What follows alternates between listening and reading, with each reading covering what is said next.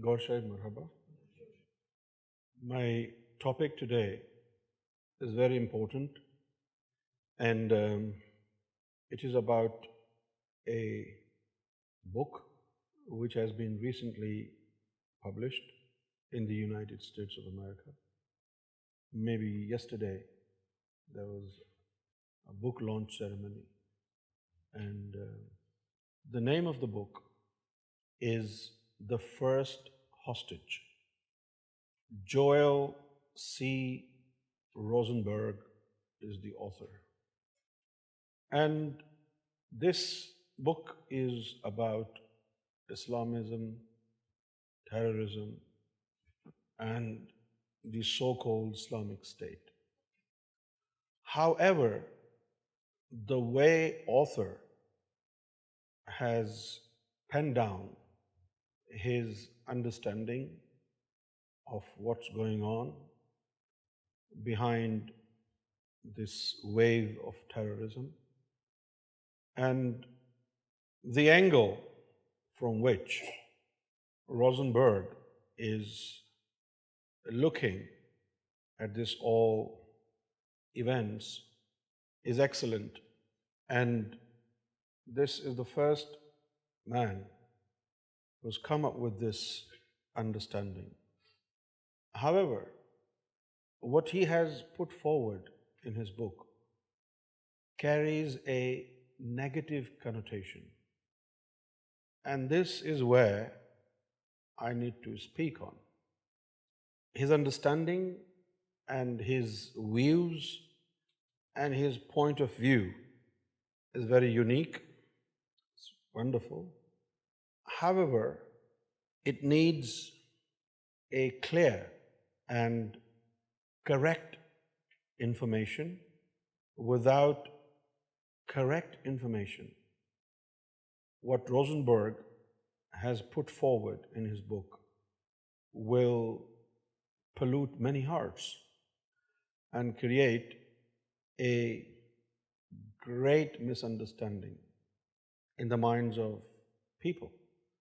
He says that the movement of ISIS, the Islamic State, so-called Islamic State, is an apocalyptical movement. And he also mentions that according to the so-called Islamic State, they want the West to take their armies into a city called Dabiq. And historically, this city is mentioned in messianic traditions of the Prophet. And it is believed that the armies of Imam Mehdi or Messiah will wage a war with infidels in that city. Therefore, he comes up with this conclusion that this is going to be a great war, and this is what they want. They want British armies, US armies to go there and turn that city into a battlefield. And they are pretty sure the so-called Islamic State that they will defeat. This is their understanding, and this is what Rosenberg has put forward in his book, The First Hostage. Let's hear, there is a clip of him. The fight against terror, both homegrown and global, is a top concern for those tuning into the president's final State of the Union address Tuesday. What is the president's strategy, and how important are the exact words he uses when outlining the global terror threat? Joel Rosenberg is a best-selling author who's written extensively about the realities of the newest threat, which he calls apocalyptic Islam. His brand new book, The First Hostage, has just been released, and at the edge of my seat, getting through it. An excellent book. I mean, and you Thank you. use fiction to communicate ideas that you think are important. It's a way for people to learn about the threats and to know what's going on, but in an entertaining, fascinating way. Clancy did it. Vince Flynn did it. It is a good way. A lot of people don't want to read a 900-page book on Islamic theology or history, but they understand that it's real and it's urgent, and this is a way to get into the story. And you and I have talked about the fact that al-Qaeda and that threat, obviously murderous around the globe. This is, you say, though, ISIS to a new level. It's not simply radical. You are using the word apocalyptic, that they want to bring about the end of the world, essentially. That's right. The Islamic State's magazine is called Dabiq. D-A-B-I-Q. Most people have no idea what that means. It's a little town in north of Syria. Why is that important? Because they believe, based on ancient Islamic prophecies, that the Western world, the forces of Rome, will be drawn to that spot for the second to last battle of all history, and that the West will lose and the Islamic State will win, and then they head to Jerusalem. The idea is that they believe the end of days has come. Their Messiah, known as the Mahdi, will come to reign over the entire world at any moment. They're driven by an Islamic eschatology that's genocidal, and that's why it's so dangerous. And yet most leaders, including the president and our two frontrunners in the Democrat and Republican side, they don't understand it, they don't talk about it. That's a problem. Well, and what you're saying, what you're outlining, their whole purpose and mission, it seems to be driven by theology, by their beliefs about the end times. But as you mentioned, we have a lot of leaders who want to say this isn't a religious group. They are not Islamic. Right. They've hijacked, or they're using the religion as simply a vehicle for their violence, but it's not based on religion. But it sounds like the way you're describing it, it's completely based on their understanding of it. You can decide that you don't want it to be based on religion, but that's what they believe. Now, we're not talking about all 1.6 billion Muslims. I have characters in here, Islamic leaders, Arab leaders. They're Muslims. They're not evil. What's evil is to have an end times theology, that you're trying to bring about the end of the world, and you believe you need to kill every Jew, Christian, and otherwise, somebody that you call an infidel to get to your Islamic global kingdom. This is what's defining ISIS. This is what's actually defining Iran's leadership. Not the people, but the leaders. The difference is that ISIS wants to build a caliphate now, so they're killing and slaughtering now, whereas Iran wants to build a pathway to nuclear weapons. So when they get ready to launch the caliphate war, it will be genocidal by the millions, not by the tens or hundreds of thousands. So how do you respond to those who say, this just sounds like crazy talk, it sounds cuckoo, all of these theories and prophecies? Well, it is. I mean, and you distinguish this. Jews have an eschatology. I'm Jewish on my father's side. We believe the Messiah is coming at one point. Christians, I'm an evangelical, believe that Jesus is coming to set up a kingdom. The difference is the genocidal nature, to annihilate all of Israel and the United States and all infidels. So it is a crazy eschatology, end times theology, but to ignore it, to ignore what's actually animating both the Islamic State leaders and the Iranian leaders is incredibly dangerous, because as one of the themes in my novels, including The First Hostage, is if you misunderstand the nature and threat of evil, you risk being blindsided by it. This is about ISIS trying to capture and behead the President of the United States as they draw us into a ground war in Syria, based on their ancient Islamic prophecies. And you have to understand your enemy if you're going to defeat them. Mm-hmm. Well, as with all your books, it's a great way to be entertained and informed at the same time. It is a wild ride. We wish you much success with it. Thanks for stopping in, Joel Rosenberg. Best wishes. Good to be with you guys. I remember Sarkar said, a time will come when the Dajjal and its people will publicize the Dajjal as being Imam Mehdi. And when this time comes, you should also publicize these signs. They will publicize him, and you will publicize real Imam Mehdi. And then the world will be confused. This group is saying their leader is Imam Mehdi, and this group is saying their leader is Imam Mehdi. This group has occupied a country. They have followers, many 100,000 followers. They have money, they have oil. and you have nothing, but they are killing, they hate humanity, and you will love, you will talk about love. The day will come when the world will come to recognize Imam Mehdi. There have been a couple of pseudo-claimants of the office of Imam Mehdi who have been involved in genocidal attempts, great massacre. In particular, Mehdi Sodanis. This guy is from Sudan, and he was defeated by a British general, Gordon. He killed many thousand people. Now this guy Rosenberg, he believes he is waiting for Messiah, and he said Christians are waiting for Jesus Christ, and Muslims are waiting for Imam Mehdi.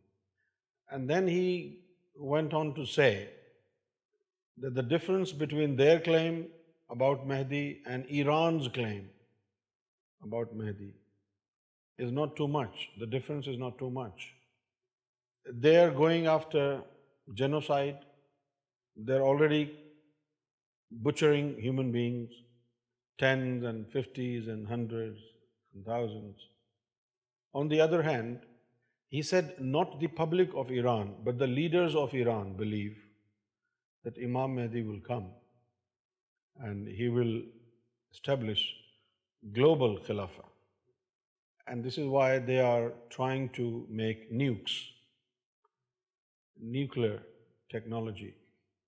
So when the time comes, they can use nuclear power and kill millions of people, so that who don't believe in their leader, they should be killed. And this is a wrong impression. I would like to request all these respectful writers and intellectuals in the West to study more about Imam Mehdi alayhi salatu wasalam. Rosenberg said, according to traditions of the Prophet, apocalyptical battle will take place and Imam Mehdi will rule the world and global kingdom will be established. Okay, but let me correct you. Muhammad sallallahu alaihi wasallam said in regards to what Imam Mehdi will do in future. Prophet Muhammad said, before the advent of Imam Mehdi, the world would be filled with total tyranny and injustice. And Imam Mehdi, as he appears, he will fill the earth with justice. And in another narration, it is narrated by Imam Jafar Sadiq radiallahu ta'ala anhu that Imam Mehdi will bring a new book. He will establish a new religion. This is very important for all the writers and all the intellectuals in the West, and especially the religious think tank who hold themselves responsible for interpreting the Bible and who calculate upon the predictions mentioned in the Bible, future events. I would like you to have a profound insight into the affairs of the advent of Imam Mehdi alayhi salatu wasalam. It's not that the Jews are waiting for Messiah and Christians waiting for Jesus and Muslims are waiting for Imam Mehdi. Hindus are also waiting for a messianic figure. They're also waiting. So this concept of the awaited one is very much center of all religious people in their religion. All religions are now looking up to the awaited one for their salvation, for peace, and for justice. And according to every religion, their awaited one will be the mightiest one, which have ever came to this world, the mightiest personality. And all these awaited ones, Hindu awaited one, Muslim awaited one, Jewish awaited one, all these awaited ones are coming towards the end of the world. And we believe all these awaited ones are coming from God.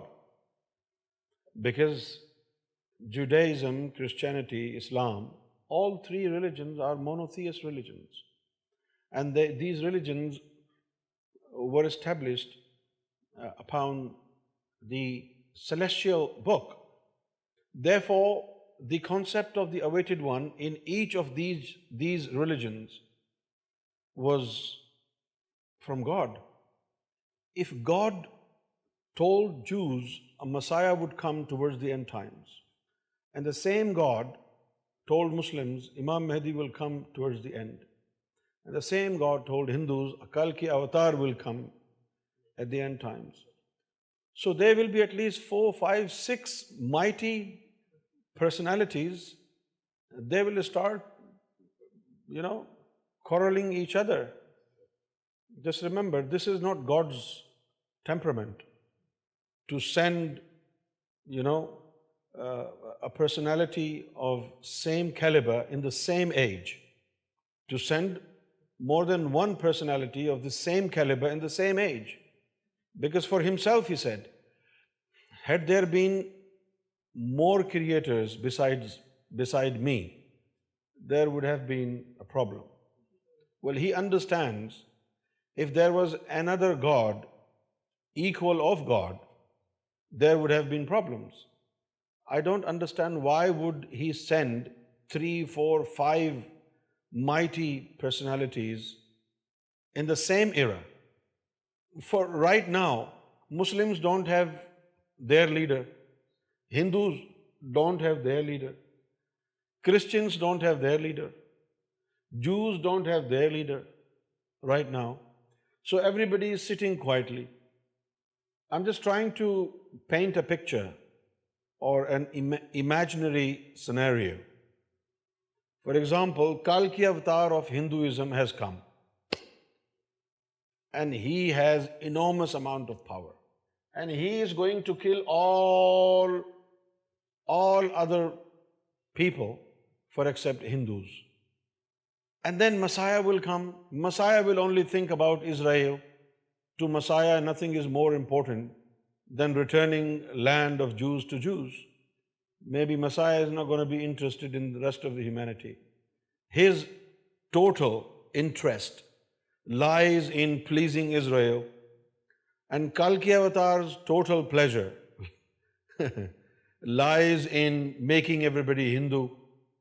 And Imam Mehdi, according to their understanding, Imam Mehdi has the same amount of power, same authority, is a mighty one. If he is supposed to kill all else, or he will force everybody to become a Muslim, then what will happen? This will be like a divine war between mighty personalities sent by God.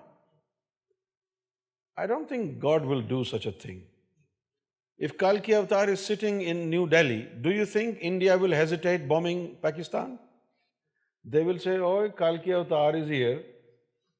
Let's bomb Pakistan. Oh, nuclear bomb suto." With the authority and power of Kalki Avatar, right? And then Saudi Arabia has Imam Mehdi. If Saudi Arab has Imam Mehdi, why would they create ISIS? ISIS is killing 1, 2, 3, 4, 10 individuals, whereas Imam Mehdi can kill everybody in one go. Why would Saudi Arabia create ISIS when they have Imam Mehdi in Makkah and Medina? And then let's talk about Jesus. Jesus said, "When I return to this world, don't think I am going to establish peace. I'm coming for war." Now Jesus is coming to wage a war. Kalki Avatar is coming to wage a war. Imam Mehdi allegedly is coming to wage a war, and Messiah is coming to wage a war. What will happen? Just imagine there were 5, 6 countries like United States of America. Same size, same nature of economy, same mentality, same system. One United States here and one in United States there and one there and one there. 5, 6 United States. And all are equal in power and weaponry and politics. What will happen? You don't need ISIS. You don't need Taliban. That is not true, my friend. When you want to write a book, you want to make sure that the subject that you are touching upon, you have complete knowledge on that subject. Otherwise, you're going to create fear and terror among people. Now, what is God's plan? God's plan is totally different. God wants entire humanity to come under the umbrella of divine love. God doesn't want Judaism, Christianity, Islam, or Hinduism, or Sikhism. He wants one religion and one nation. Whether you're white or black or brown, you love God and God will love you. The only religion which Imam Mehdi will profess, advocate, and preach to humanity is God's love and global peace. My friend Rosenberg, there is a tradition of the Prophet according to which Prophet Muhammad said, "My ummah will pass through an era in which nothing will be left in Islam for except its name, and nothing will be left in Quran for except the custom of recitation." So according to Prophet Muhammad, there is a time when Islam will be completely destroyed. And after the destruction of Islam, Imam Mehdi will come. So Imam Mehdi is not going to talk about Islam.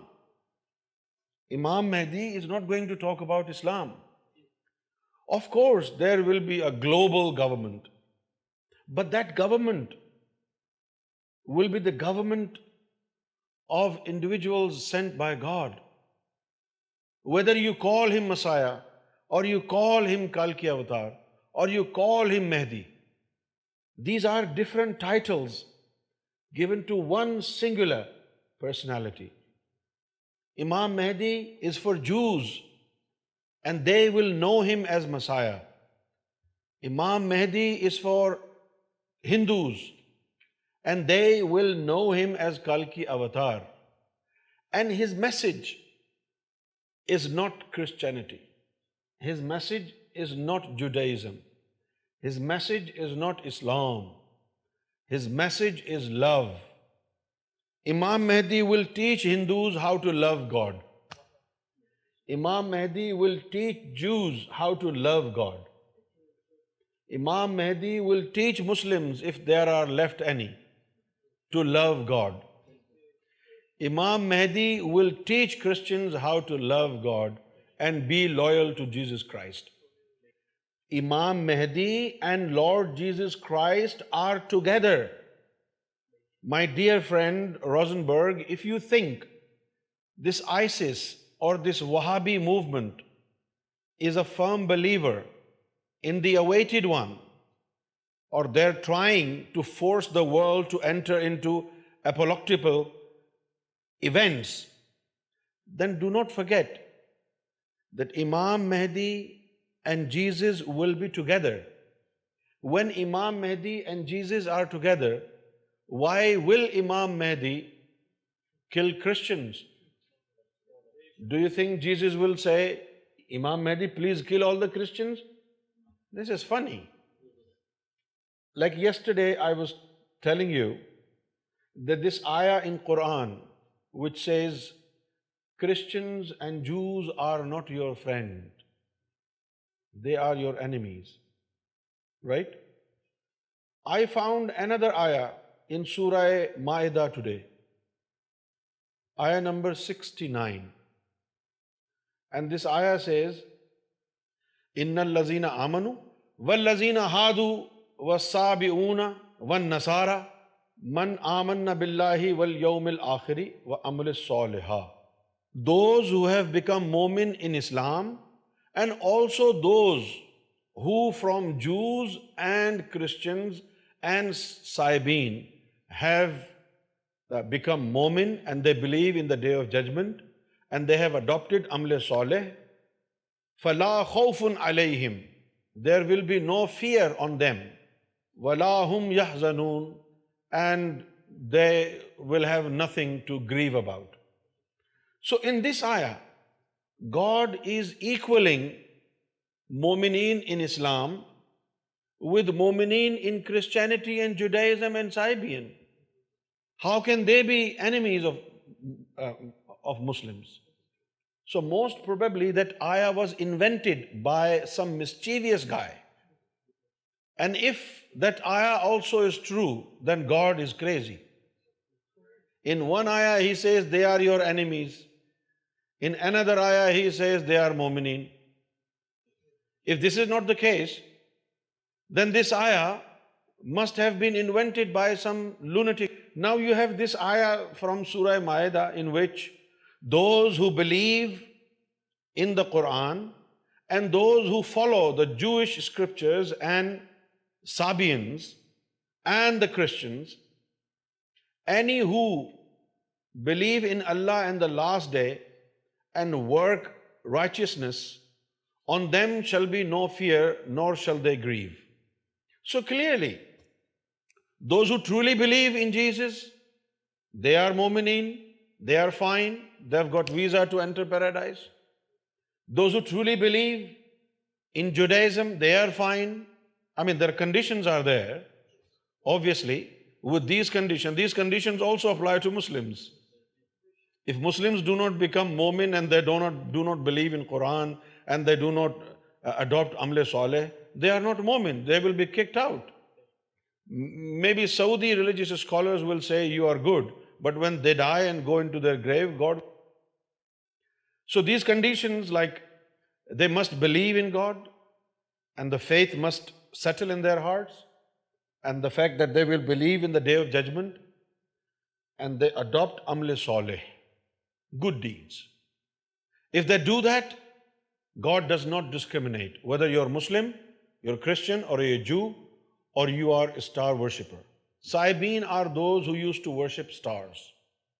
Even those can be mu'min if they follow their religion truly, according to Quran. Imam Mehdi is coming from God, and Jews and Christians, they truly believe in their religion. Why would Imam Mehdi kill them? I mean, there is a logic for everything, right? I mean, Wahhabis are killing other Muslims because they think, according to their own understanding, they think they have left true Islam. They don't follow true Islam. And according to their understanding, their version of Islam is true. And all other Muslims, all other non-Wahhabi Muslims, their Islam and their school of thought is not true, it's false. So they kill them because they are not true Muslims. But this is the understanding of Wahhabis. When Imam Mehdi comes, Imam Mehdi's temperament will be divine temperament.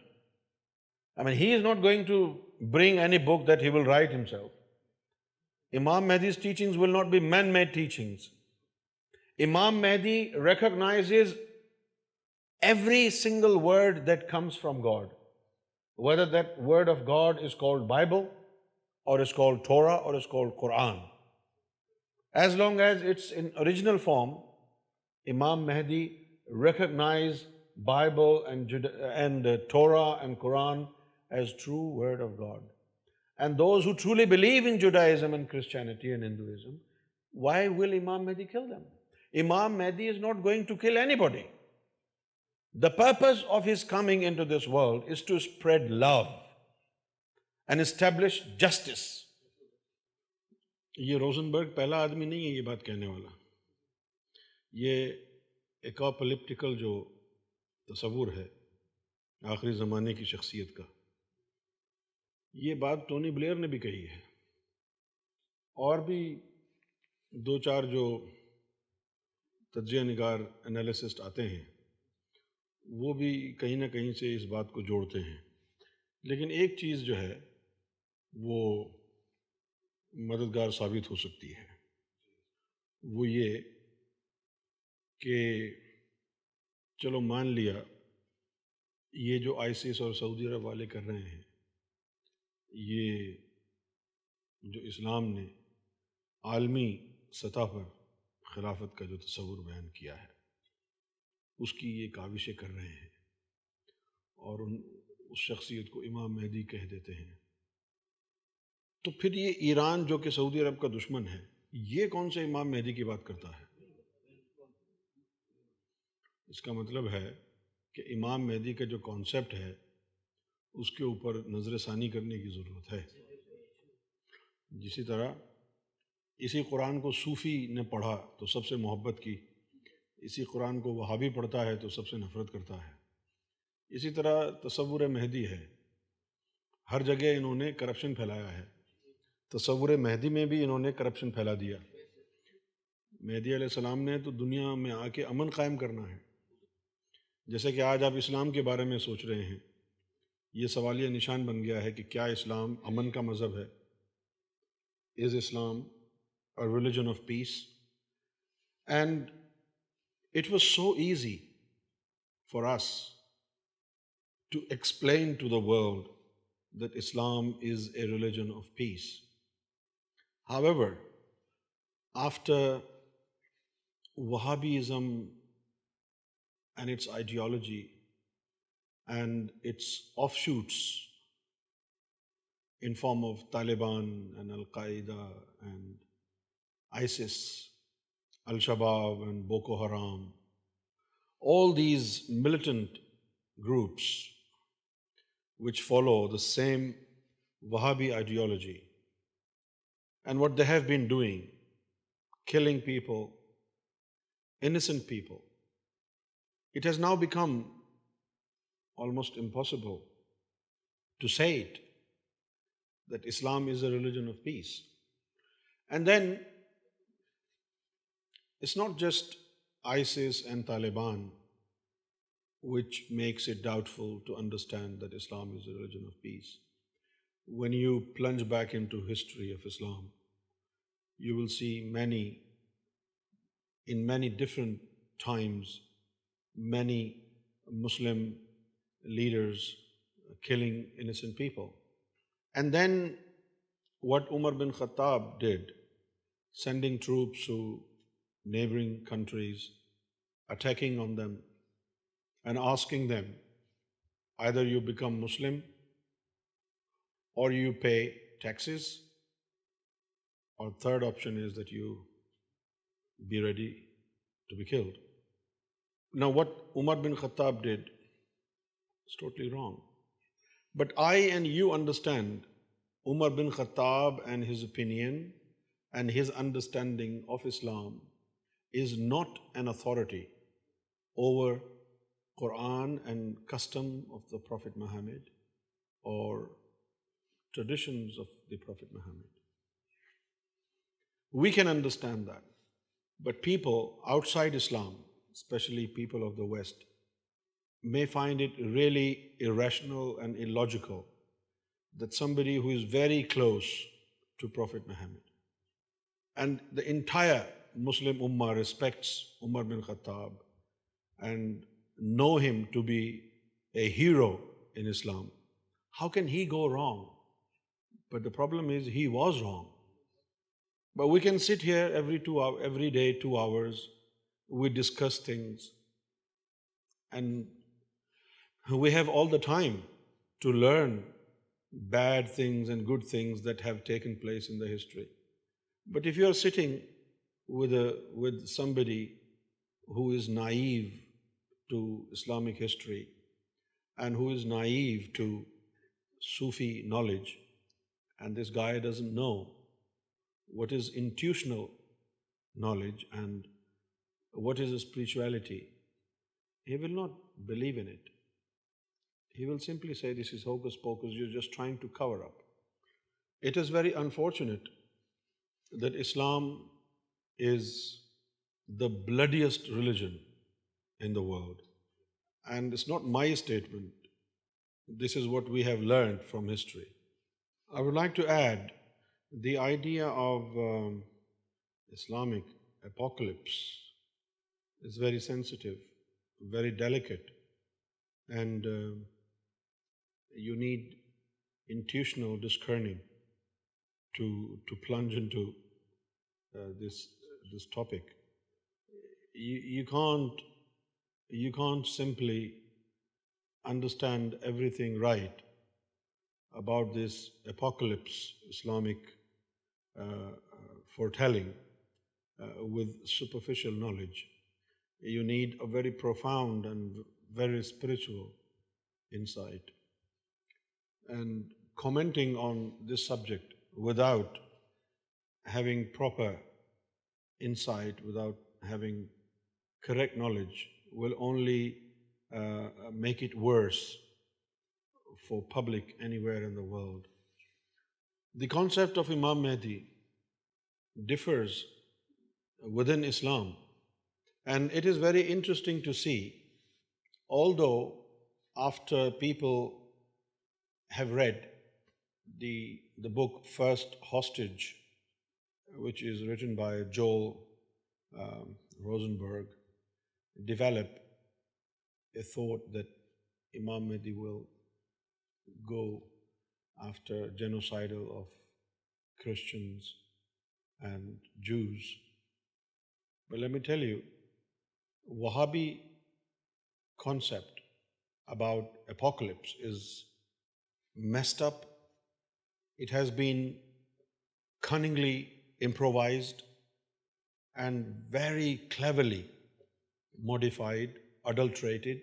And the reason why I said cunningly improvised, there are a number of reasons why I said they have cunningly improvised and very cleverly adulterated. Because all those traditions of the Prophet Muhammad, which clearly indicate the advent of Imam Mehdi, all these traditions that carry the information about Imam Mehdi have been declared inauthentic by Wahhabi school of thought. They do talk about the second coming of Jesus Christ. However, when it comes to affirm the fact that in the same era when Jesus comes into this world, Imam Mehdi will also come into this world. And Imam Mehdi and Jesus Christ will be together, hand in hand, and they will work for the welfare, the spiritual welfare, celestial welfare, and mundane welfare of humanity. The Wahhabi school of thought, which is extraordinarily extremist, dishonest, and fabricated, they have removed word Mahdi from the traditions of the Prophet and replaced it with Khalifa. This is why you hear about Islamic State, the caliphate. This is why you hear Abu Bakr al-Baghdadi calls himself the Caliph. The Caliph. Apocalypse does not mention Caliph. Apocalypse mentions Imam Mehdi. The personality attached to the concept of apocalypse is Mehdi, not Caliph. Now, one important thing, lend me your ears and write it on your heart. Wahhabi school of thought projects the character of their fabricated caliph and what he will do when he comes in these words. Towards the end times, a caliph will come from among Muslims, and he will give Muslims plenty of wealth from Kaaba. Now I understand why and how the original text of Prophet Muhammad was adulterated to this form, where wealth is being discussed. Because Saudi Arabia has wealth. And whoever becomes Wahhabi, they give him a lot of money. For example, Zakir Naik, he can't even speak properly. He was a doctor by profession. He started giving lectures. And when Saudi Arabia noticed there are some 1,000 people who come and listen to him, and he has similar ideology as they believe, they bought him. And now he has almost more or less 11 TV channels. And he is now promoting Wahhabi ideology in India. And Indian government is looking for terrorists. I don't know what happened to these world leaders. Maybe their eyes are sealed, their hearts are sealed, or their minds are sealed. They're so, proactive in defeating terrorists. Our neighbor, India. But those who radicalize innocent Muslims, they are not going after them. Anything goes wrong in India, the blame is put on Pakistan. Oh, people are coming into India and they are, they're involved in terrorist activities. People are coming across the border. Anything goes wrong in India, it is from Pakistan. But right in Bombay, Zakir Naik is radicalizing Hindus and Muslims both together. And Indian government is like they don't know anything. I mean, it is so evident. Listen to his speeches and you'll find out what I'm talking about. It is so obvious that this guy is radicalizing Indian Muslims, and the government of India does not ban him. They think radical elements come from Pakistan and they go back. Well, I'm not disputing whether, mischief mongers infiltrate into India, they come from Pakistan and they do carry out terrorist activities. It's very much possible. They might do it. But then again, what about your homegrown terrorists? What about your own Indian Muslim leaders who are actively involved in promoting Wahhabi school of thought? Zakir Naik is one of them.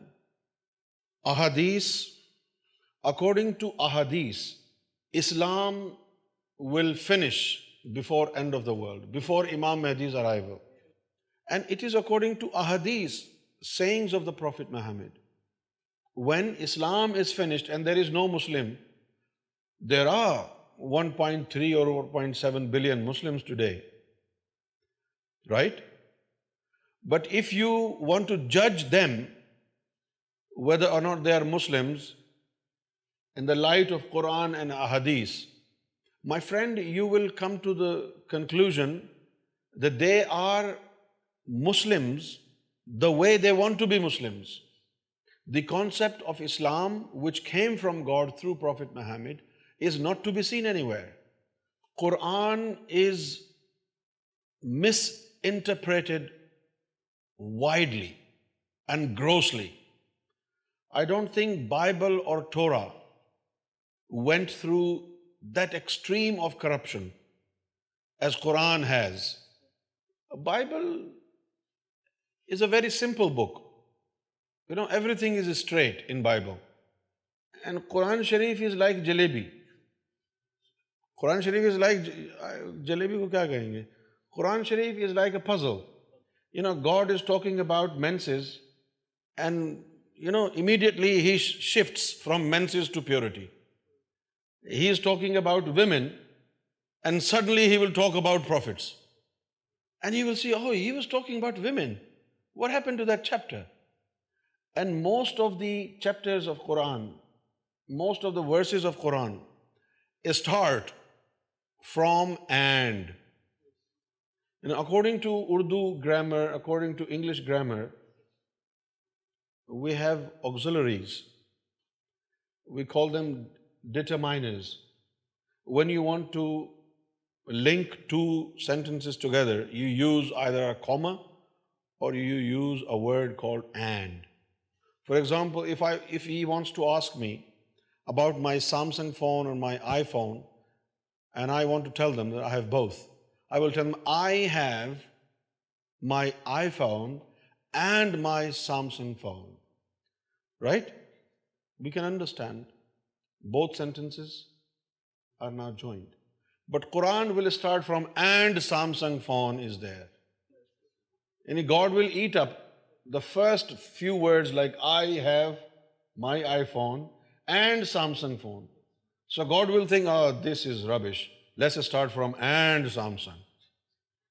The way it appears in Quran is like something is being discussed, but God is starting from somewhere in the middle. And the names of the chapters of Quran are given wrong names. For example, God is talking about women in Surah Nur. And in Surah Nisa, which means chapter of women, he talks about Nur. The way it was collected, I do not think Allah would have helped them, because Allah never wanted Quran to take a shape of a book. Chronology is the biggest issue in Quran. Chronology is the biggest issue. What is chronology? Okay, if I give an example, 7, 9, 1, 4, 3, 5, 8, 0. Now you have all the letters from 1 to 0. 1, 2, 3, 4, 5, 6, 7, 8, 9, 0, right? But after 1, 2 should come, and 3 after 2, and 4 after 3, and 5 after 4, and 6 after 5, 7 after 6, 8 after 7, 9 after 8, and 0 after 9. This is chronological order, and this is how it should be. But in Quran, the first verse which was revealed to Prophet Muhammad was placed somewhere here and there. The first commandment from God that came to Prophet Muhammad was Iqra bi ismi rabbika allazi khalaq, meaning affirm with the name given to you of your Lord. Now, sometimes if you only hear an audio of my speech, you will not have a clear picture what happened here, right? Because I was saying, this is what God said, and Anwar was doing this. He didn't say anything, but he was nodding his head in negative. So he did not accept it. You have to watch a video to find out everything. Similarly, we should have complete explanation of this ayah. Why this ayah was revealed, and when Prophet Muhammad affirmed that he received God's name, what happened? What was done to Prophet's heart when this ayah was revealed? For example, Gabriel came and he said to Prophet Muhammad, Iqra, affirm. Now, Prophet Muhammad did not go to a school. If Allah was written on his heart, do you think he was able to read it? Why would Jibreel say to him, read it? Was he holding a book or something? He did not bring a book. Iqra means affirm. Iqra bi ismi rabbika allazi. I affirm that I have received the name of my Lord. These are only words, but what happened there was Jibreel asked him, Iqra, to affirm, and he said, Ana laysa biqari. I am not going to affirm. Some of these words are not Arabic words. This is where the problem is. They, according to Arabic language, they translated Ana laysa biqari. Yani, I'm not going to read it.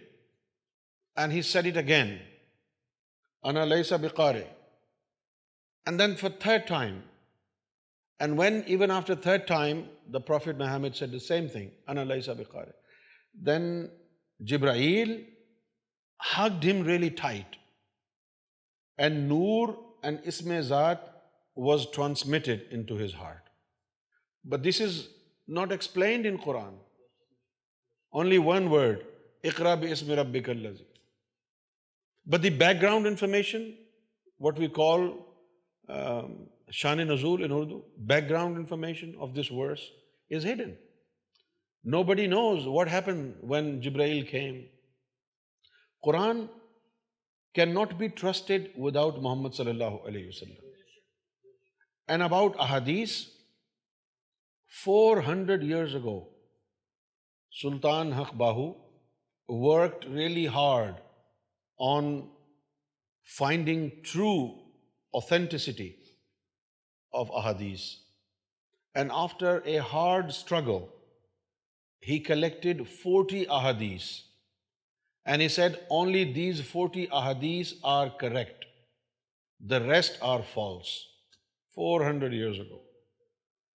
And when the illegitimate progeny of Sultan Haq Bahu came in this world, they messed up those 40 ahadith. और जब सुल्तान हक बाहू की नाजायज औलाद इस दुनिया में तशरीफ लाई तो उन्होंने इन 40 हदीसों का भी सत्यानाश कर दिया. Sarkar Gohar Shahi said, you cannot recognize Imam Mehdi in the light of Quran and ahadith. Why? By 400 years ago, there were only 40 authentic ahadith. And today, we don't even have one authentic hadith. Even those 40 ahadith have been fabricated, something added, or their original words changed. In the span of 2-3 years, the ahadith that I used to quote in Mahfil, their wording has been changed. For example, this hadith that I often mention, a time will come on my ummah when nothing will be left in Quran for except the custom of recitation. Nothing will be left in Islam for except its name. There was word ummati. They removed it. And they removed it and replaced it with wannas. Why will time come on everybody about Islam? ओ भाई वन्नास के ऊपर वो जमाना क्यों आएगा कि इस्लाम में कुछ नहीं बचेगा? मुसलमानों पर आएगा ना वो तो. कुरान में कुछ नहीं बचेगा, इस्लाम में कुछ नहीं बचेगा, गोरों को, गैर मुस्लिम को इससे क्या सरोकार? लेकिन जिन्होंने तब्दीली की उन्होंने ये सोचा नहीं कि यहाँ से पकड़े जाएंगे. हालांकि वहाँ साफ लिखा था उम्मत, कि मेरी उम्मत पर ऐसा एक वक्त ऐसा आएगा. एक और हदीस थी, वो भी वहाबियों ने बिगाड़ दी. वो हदीस थी कि आप सल्लल्लाहु अलैहि वसल्लम ने सहाबा कराम से पूछा कि उस वक़्त तुम लोगों का, यानी मेरी उम्मत का क्या आलम होगा जब इमाम मेहदी और ईसा अलैहिस्सलाम दोनों तुम में एक साथ बैक वक्त मौजूद होंगे. और फिर उसके बाद हदीस की ये कंटिन्यूएशन है. आपने फरमाया कि इस हिसाब से तुम लोग दुनिया के खुशकिस्मत तरीन लोग होगे कि जिसके इब्तिदा में मोहम्मद मैं हूं और जिसके इंतहा में मेहदी अलैहिस्सलाम और ईसा अलैहिस्सलाम है. The West should note it down that Imam Mehdi and Jesus are together. If somebody claims to be Imam Mehdi, but you do not see Jesus along with him, he is even the intellectual pseudo-claimant of the office of Imam Mehdi, Mirza Ghulam Ahmad Qadiani. When he claimed he was Imam Mehdi, somebody told him, oh, Jesus has to come in the era of Imam Mehdi. Where is Jesus? And then he made up a story, I am Jesus and I am Mehdi, together, 2 in 1. Buy one, get one free. You are waiting for Jesus, right? We're waiting for Imam Mehdi. But Jesus and Imam Mehdi are together. When they are together, it simply means Muslims and Christians are brother to each other. Not these Muslims. They are not brother to anybody. Muslim brotherhood. They are not brother to everybody. We're talking about original Muslims. So the concept of Imam Mehdi has been greatly modified, adulterated by Wahhabis, and they replaced word Mehdi by caliph. Aura TV. Guidance brought to you